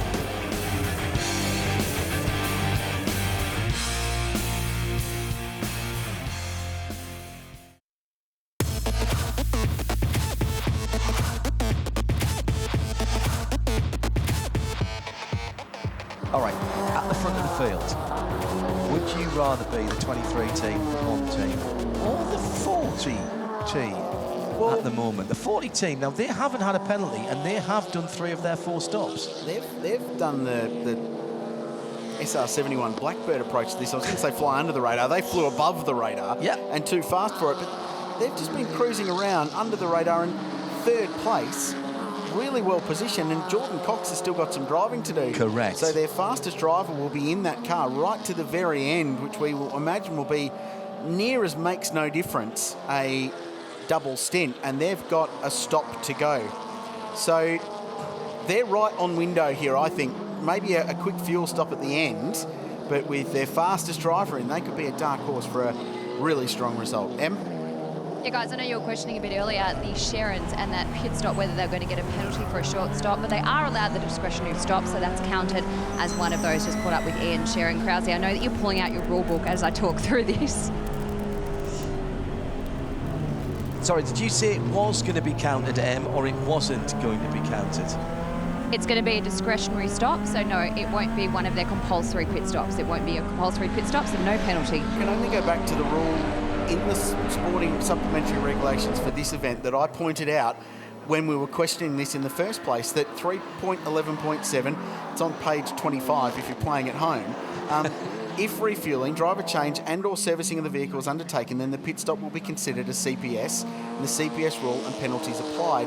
And that follows on from saying that you cannot do a discretionary stop until you've completed your CPS stop.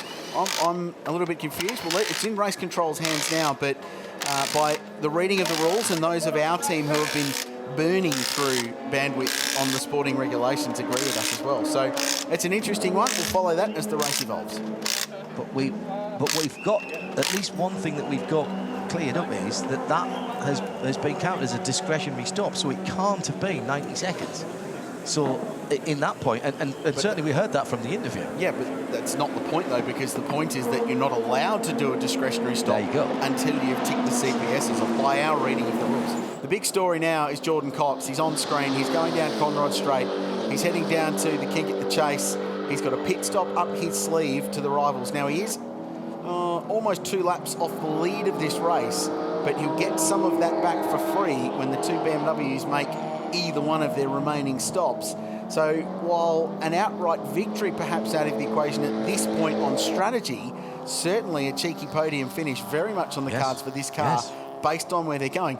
And he's just punched out his personal best middle sector of the motor race, by the way, in car 40. The Evos are so good across the top of Mount Panorama. They are 2 seconds at least quicker than the BMWs between the cutting and Forest elbow. 4-wheel drive traction, all that mid-corner speed and grip that these cars have got. They don't slide as much as the big heavy BMWs. They don't use their tyres as much. They've got so much advantage in that area. The other thing that they have the advantage, Grillsy, is cutting through traffic. We've seen, haven't we, on a number of occasions, they've been able to tighten their line through the corner and still get the punch that the all-wheel drive gives them, and that is huge when you go through traffic. So the time lost through traffic is mitigated by that all-wheel drive. We've got an hour and 50, well, call it an hour and 48 minutes still to go.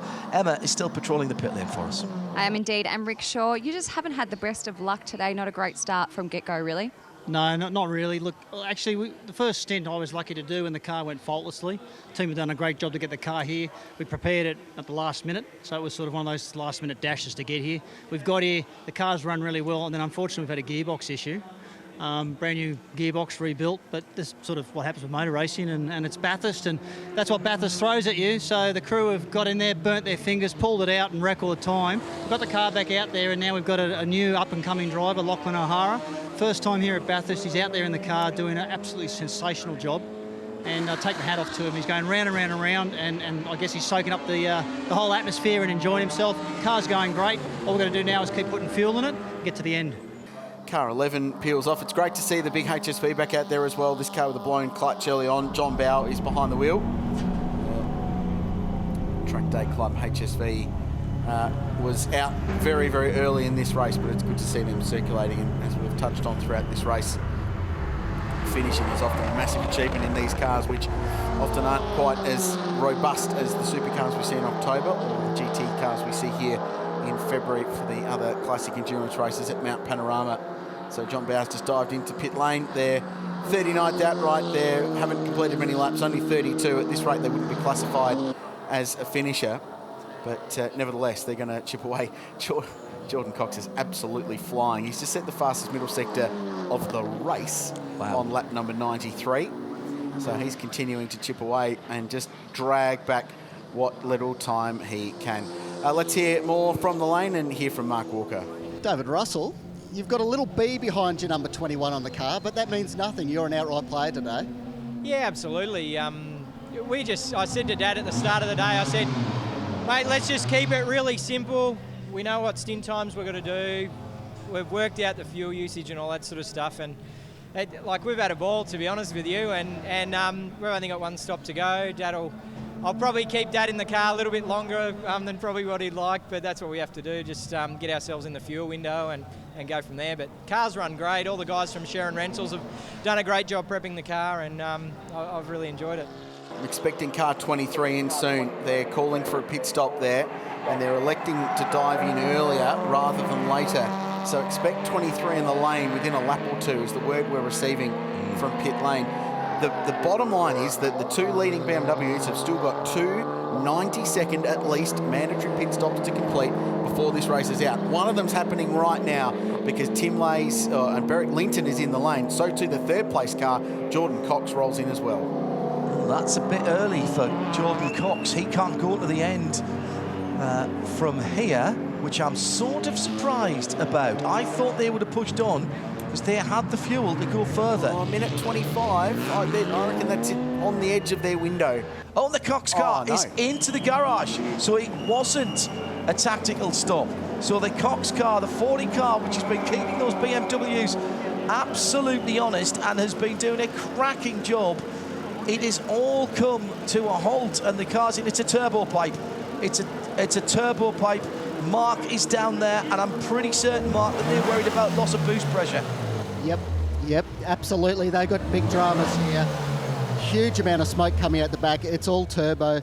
It's reminiscent of 12 months ago where they had such a promising run. They had the great run going today, but it has all ended in tears for the Cox-Smith combination all over. That, just as we're talking them up, that is cruel, cruel look as Beric Linton has rejoined in the lead car.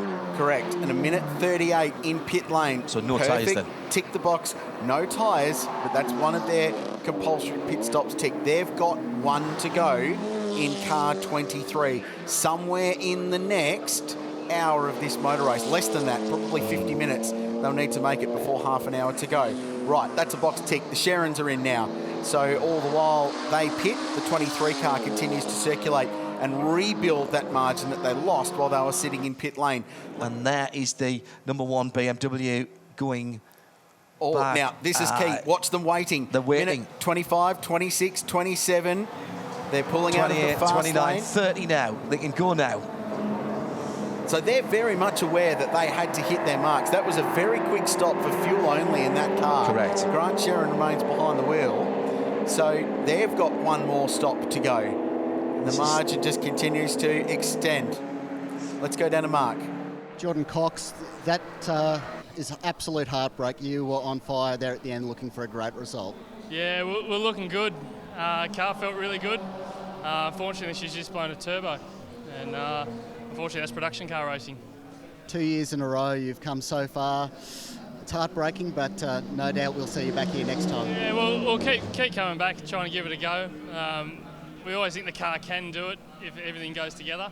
Those Beamers are hard to beat, but look, we've had a great weekend. The team's been great. It's a great opportunity to always race here whenever you come here, so I won't take that for granted. It's been a great weekend nonetheless. Tough luck. We'll see you back next time. Thanks, guys. Cheers. There's one Evo still going. It's the 14 car. Do you know, I was just going to mention that car. You read me mind, Krills. We've spent far too much time together. What a run this has been. Top 5 overall. And now they find themselves in 3rd position in A1. So they're on a class podium here. On for a class podium in that dark red machine. And in that 14 at the moment, Dieter Holtzel. Dieter from New South Wales, peddling that dark red and black machine. This is the F1 Armchair Experts supported car. It's been blowing a little bit of smoke right since the start of the race. It hasn't got any worse. It hasn't got any worse, and it's immaculate. It looks as it did when it rolled out. Behind them, in 4th position in class, 6th overall, is the Secure Wealth Advisors, Jaden Ojeda, Ian Salteri and Simon Hodges, BMW. Haven't they been good today? Yep. And it's cool to see Jaden Ojeda, who's a terrific young driver, who's very much deserving of an opportunity to show what he's capable of at Mount Panorama. He made his Super 3 Series debut at Phillip Island. We heard from him early on talking about that. Graduate of Australian Formula 4, open wheel racing, Formula Ford before that. Terrific young guy. Ironically, in Super 3, he's racing for a Bathurst-based team, Anderson Motorsport. Right. Michael Anderson, who's raced in this series, in this race a couple of times. As we wait for the final throws to play out, Emma is talking to some of the players down in the pit lane. I am actually just walking around in garage number 1, car number 23. They've got one compulsory pit stop left. Tim is all dressed up, ready to go, and I just heard from Aaron that they're coming in about a lap's time. Look out for him. 2 laps time, apparently. Oh, that was bunny ears for Happy Easter. Yeah. They're right on the edge at the moment in this battle for the lead that is as compelling as any Bathurst race. So much more to play out in the final 68 minutes of the Hi-Tec Oils Bathurst 6 hour, and the class battle's on as well. Oh, yes. With the pit stop shuffle working away, Nathan Callahan has moved up into 3rd place in the HSV. So that car now on, potentially on an outright podium. He's just passed Jeff Russell. So that was an on-track pass for position. So really good stuff. So here's the stop. This is the critical pit stop. Let's see what they do with tyres, because that will shape the end of the race. Do they put some fresh MRFs on? You do fuel first. You can do the driver change while fuel is going in the car. Calm as you like. The orange-based car salesman, Tim Lay, former race winner in the Gold Star in Formula Holden, peak of Australian wins and slicks racing for some. Just behind there, I saw the car that had the diff problem earlier on being pushed out. So that car's coming back out. That won't be an impediment. With tyres going on the left-hand side of that car. So that, I think, is going to be a 4-tyre change. Or are they going to send it with just the lefts having been done? They're waiting. They're waiting. Only left-hand sides. So they've split that tyre strategy again. They did whites earlier on. Now they've done lefts. That saved them about 30 seconds, I reckon. And that could be absolutely crucial, because the number 1 car has not come round onto the Hi-Tec Oils pit straight yet. No, they'll be about 20 seconds behind, if not a little bit more. They've just crossed the line now. There goes the leader up Mountain Straight. So still a stop to go for car number 1, remember. And Emma is down in the pit. Beric, sorry to interrupt.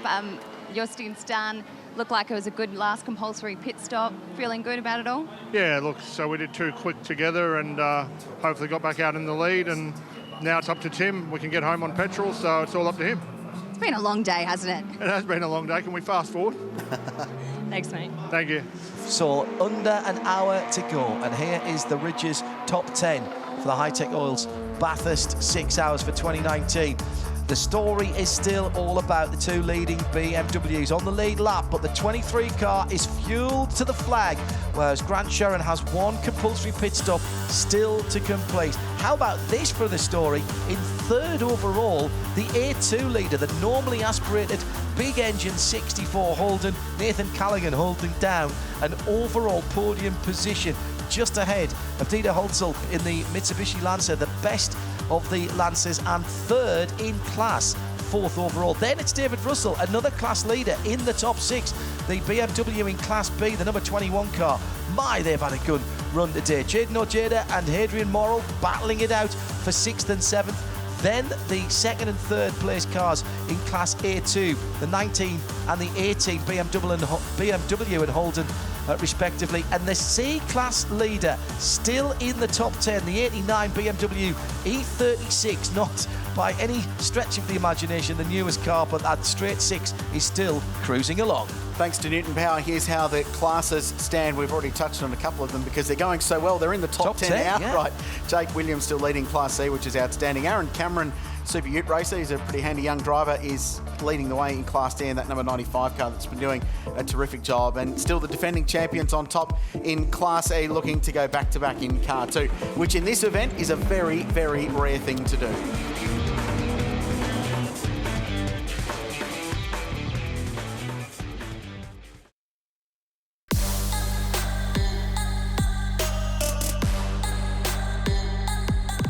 So we wait now for the key final stops in the race. Now, we touched on the fact that leading Class A2 is the number 64 HSV. Nathan Callaghan is behind the wheel of that car. They're yet to complete their 4th compulsory pit stop, so they've got a stop to go at some point in the next 23 minutes and 55 seconds before that compulsory pit stop window closes.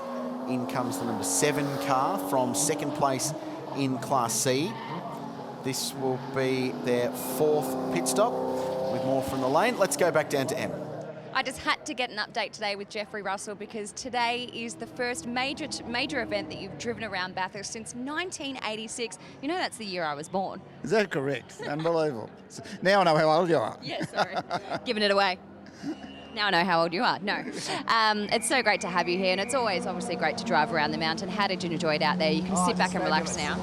Just fabulous. It's so great to go and drive with my son, and the car's been great, the team have been great, and we've at this point we're looking for a great result, so that's really exciting. Sitting in 5th at the moment, doing quite well. Yeah, 5th on the road and 1st in class, so he's hoping. Great to hear. Great to have you back at the mountain. Yeah, thanks, Em. Out goes the Toyota GT86 in bright green, which looks like it's just rolled off the track. In comes the 41, that's the car that had its engine change. And here goes Caden Olsen, so this is their final stop for the car now. Back to 3rd, so it's a battle between the 8 and the 7, the teammates at Engine Racing, the Hyundai team, to see who gets the highest step on the podium at the moment, because there's quite a big margin to the leaders. They're a lap behind now. Just checking to see if that BMW is good to go to the finish that currently leads the way in Class C. The car from 3rd outright pits. Your A2 class leader, the big HSV, is in the lane for Jack Motorsport. Nathan Callaghan, after a superb stint, he's been in the car for a long time, will, we believe, hand over for the final 45 minutes of the race. That's a bit cruel in a way, isn't it? Having done all the hard work and someone gets the glory laps at the end. Away they go. Just 2 tyres, and the inside tyres at that there, as they head out onto the lane for the, as Chris said, the last 3/4 of an hour. I think they should just about hang on to that 3rd place. D. Russell not through, David Russell not through yet. He should be on the main straight any second now, and there he goes. So, was that David Russell just going through? Let's have a look as they go onto Mountain Straight. No, yes, it was. Yep. It was. So it's not even a 3rd of Mountain Straight. I think the BMW has done its pit stops. Now, the problem for the BMW is that that's a big-engined 64 car, we're talking about third position overall here, is a good 20k quicker down the straight. So if it gets close, then you know that coming down Conrod, there's your problem. As Mark Walker brings us up to date with more from the pit lane. We're here with Jimmy Vernon. Tough day on the mountain, wasn't it? Yeah, for sure. Look, we started really strong and we were having a really good battle for first in class, and unfortunately things sort of unravelled when we blew a gearbox really early in the race. I was stuck up in the cutting for quite some time, but thankfully we did get brought back down, and my boys worked really, really hard. They did a gearbox change, got us back out there, and young Harry's going to bring it home for us. So yeah, it's been a massive team effort. Into the pit lane then comes the one car. Here they come. The Sharon Rentals car. So they will drop away. They were 34 seconds from the lead. Also coming in the 55, which had had all those problems earlier on. I think they'll just want to get that car to the end at this point. But here is the important part of the race. There will be a driver change. There will be some fuel, but they won't need a full tank of fuel to go to here. So they should be doing a timed pit stop there and then deciding what to do with the tyres. 4 tyres, 4 MRF tyres are ready for that car that have been on for an awfully long time. The driver plug is changed. The lap belts are going on. Now the shoulder belts. Left first, make sure you don't sit on it. Make sure it goes over the edge of the hands device. Fuel's done. Fuel's done on that car. I don't think they're putting tyres on. I think they've thrown a dummy here, guys. Have they put? I didn't see the car come up on the left-hand side. Minute 15 seconds before no tyres. No tyres, okay. No tyres, they've thrown a dummy. Gee, good ad for MRF. They're going to get almost 5 hours out of a set of tyres. There they go, they're clear. They've got 4 seconds to get to the control line. They'll be perfect. That's time to perfection. That's their best stop of the day. They didn't have to do much because of it. So they're clear. We wait to see the margin now between the race leader and the Sharon BMW. Anthony Gilbertson into pit lane for their final stop. 141 that stop. 141 that stop. Plenty of ifs, buts and maybes at Mount Panorama. Perhaps Emma Francesco can ask those questions with the team now. Yes, I'm asking Grant, Sharon. We all want to know, how come we didn't see tyres change for that pit stop, and have you taken one too many stops? Oh no, we don't believe so. We think the tyres are feeling quite good out there at the moment. They're still gripped up, they're still handling well, you know. So let's run them to the end and see what happens. So this is the HSV negotiating the Mazda. That's the car in third place. The HSV back in fourth. This is for third place outright. He squeezed through the Mazda. Russell. The big squeeze on the exit of Forest Elbow. Now watch the big HSV reel the BMW in. It'll be visual because at 20 kilometres an hour, I'll tell you the speed trap speeds. It's about 100 metres before the kick at the chase. David Russell's about to be there. Right about now, 234, 251 for the big HSV. And there's a little bit more in it, so 16 k's an hour difference that time between the two of them. Did you see how close David Russell was to the edge of the concrete wall on driver's right coming out of Forest's Elbow? There could not have been an exercise book width between the rear right of that car and certain disaster. David is driving the wheels off this. He's millimetre perfect, which is exactly what you'd expect. He's not going to give up third place without a fight. The B-class top trophy and top step of the podium is undoubted. That's not at risk here, but this is for third place overall for these two class leaders. He's got this. It's not a problem for Russell. Moments like that. Par for the course as a pro driver, but he's under serious heat. Here's the move. The big HSV straight line performance. There's no substitute for cubic inches at Mount Panorama, and car 64 goes through. That's third place. That's the final step on the outright podium. What's David Russell got? The BMW will be better across the top. I'm hearing that the Sharon car is into the pit lane. Now, is this the drive-through? There's no reason for it to stop in any other way. So let's see what goes on here.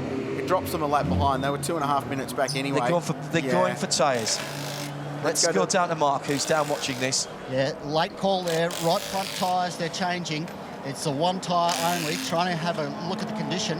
It seems inflated. There doesn't seem to be a problem. He must have felt a bit of a knockout there. That tyre's off, new tyre going on. They've turned Tough it into end a to the day slick, for these guys. Mark, they've turned that right front Inside into a shoulder. slick. Yeah. Inside shoulder had absolutely nothing on it at all. So rather than risk a non-finish, they've put a new MRF on there. Remember how long those tyres have been on that car. They've got a couple of laps lead over the battle for third. So that is a safety stop there, and that is a very experienced driver in Insher saying, I'm not happy with this, guys. This doesn't feel good. We're not going to chase down a 2.5 minute lead. Let's make sure we get onto the podium. Mark, what you got? Chris Lillis, big V8, Bathurst 6 hour on the podium at the moment, looking good. We're looking good. Nate's done a really good job to bring us back. We had a bit of a rough start to the day, but yeah, everyone's done. The team's been unbelievable. Matty Holt did a good stint, and the car's running perfect. So, but to Nate to chase him down, that was awesome. Keep an eye out around the circuit for the blue, the eggshell blue N-Gen i30N. At the moment, they are coming through the final sector and onto the start-finish line, and they're absolutely together as they go past us. The headlights are flashing. It may go at Hell Corner. Down the inside, Camilleri's got position. He's not quite there, or is he? Not quite yet. Might be for the run-up Mountain Straight to Griffins at turn 2. So these two have been trading lap times, but Camilleri's hauled him in the last 2 or 3 laps, and it's a drag race up Mountain Straight. It seems inevitable that with 6.5 minutes to go in the race, the Hyundai is going to take the race lead in Class C. Rodstedt just pulled over to the left and gave the inside line, and there was no chance to defend from that point, and Camilleri goes through, and that is a lead change with 6.5 minutes to go. Bathurst, once again, keeps us interested right the way at the end. The bright headlights now on from the Hyundai driver.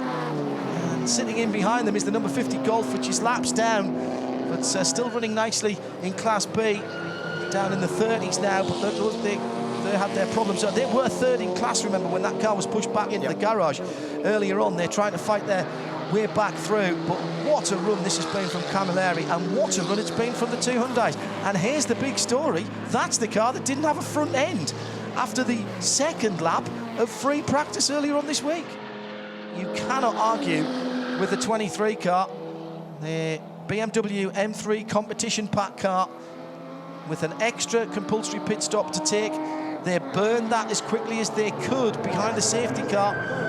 Their tactics has been always to get that extra pit stop out of the way and then to play track position game, and that served them well, Krillsy. Sure did. Just a few reports popping through. Car 21 with a slow lap. I think they were just in traffic because David Russell's back up to speed. They're 4th on the road. They're going to win Class B by a decent margin. But a little bit of concern there that they had a really slow lap, some 12 seconds off the pace. But I think D. Russ, who's pretty experienced, very experienced, just conserving towards the end there. That car seems to be okay in the final sectors. There's a minute to go. This will be the last lap of the motor race. Next time by will be the checkered flag for Tim Lay and Berwick Linton. And for Berwick Linton, this is an enormous accomplishment because this guy has thrown a lot of time, experience and money into his sport, into production car racing. He's been supporting it for a long time. He's supported this race for a long time. He's been within a shot a couple of times at winning it, and last year came so close. And now all of the ingredients have come together, and they are going to have a famous Bathurst victory. And of course we break a few taboos here with this, because this is the pole sitting car, and for the first time in Hi-Tec Oil's Bathurst 6 Hours history, it looks like the pole sitter is going to go through and take the checkered flag, and that has not happened before, and that's a feather in their cap. They were joking earlier on this week when we talked to them for the preview on radio that they would try and ask Tim to qualify in second position. Tim doesn't do that. No. Tim doesn't do second at anything. He went out and set a cracking pace early on in the qualifying, to the point where Berwick actually could get back in and do a few more practice laps. They parked the car effectively early in that session and said to everyone else, come and chase us. And then that is exactly what they've done today. We're going to be out there. We're going to be at the front. Check out the tail lights on this BMW M3 competition, because that's all you're going to see.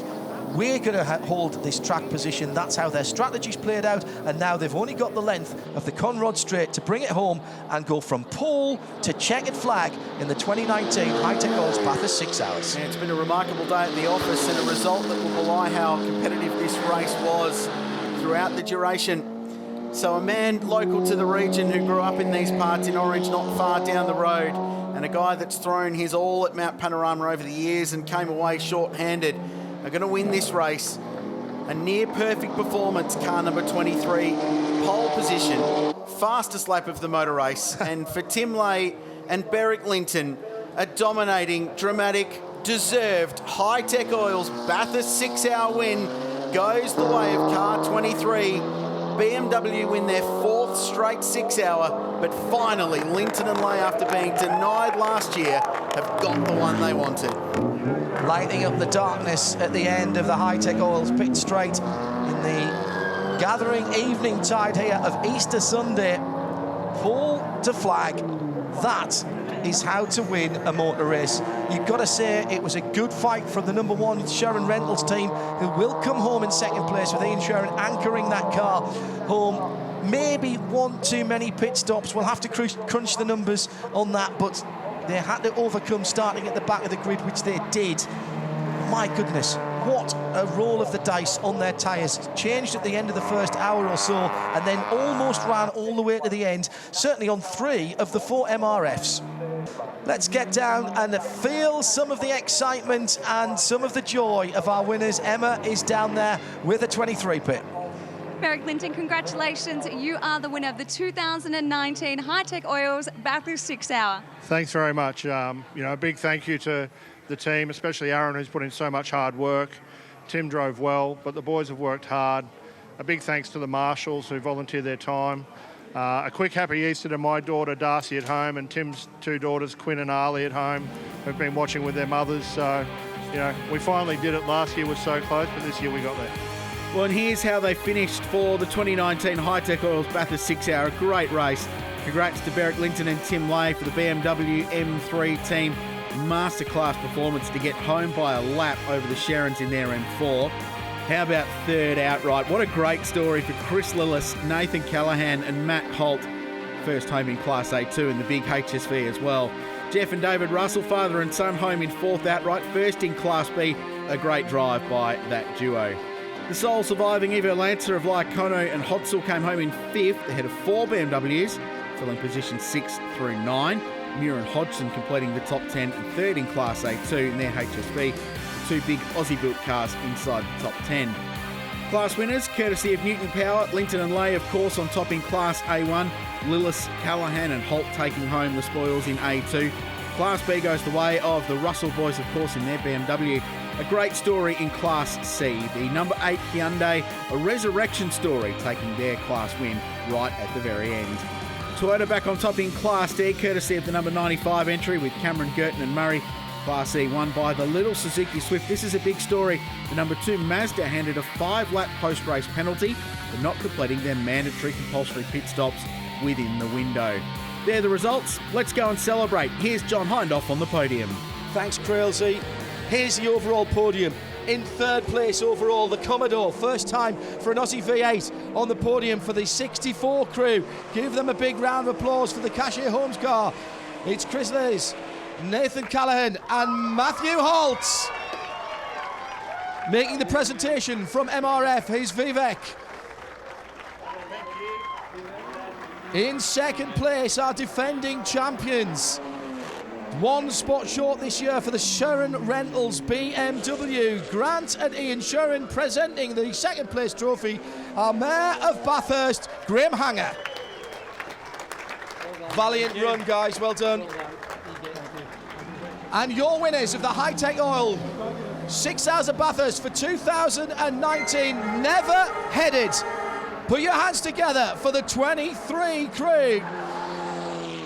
Come on, put your hands. I was waiting for some round of applause, guys. Come on, they've just won. Beric Linton Body Shop, Beric Linton and Tim Leahy in the BMW M3 CSL. And George Gambino, MD of the major sponsor Hi-Tec Oil. Ladies and gentlemen, your podium for the 2019 Hi-Tec Oil Bathurst 6 hours, our overall top 3. In Class B, the high performance cars, just off the podium overall in 4th position for Aussie Wide Builders and Sharon Rentals, David Russell and Jeffrey Russell in the number 21 BMW. One of the closest fought races of the whole weekend was in our next class, Class C, for NGen Racing. Charlie Sinise and Alfie Sinise. The Queenslanders taking it in the last 6.5 minutes for NGen Racing and Hyundai. Production Class D. The Aaron Cameron racing team of Aaron Cameron and Kyle Girton win in the Toyota 86 GT, the number 95 team. Well done to Berwick Linton and Tim Lay taking home the win. The 2019 Hi-Tec Oils Bathurst 6 hour. Thank you to you all at home for watching. We'll see you next year.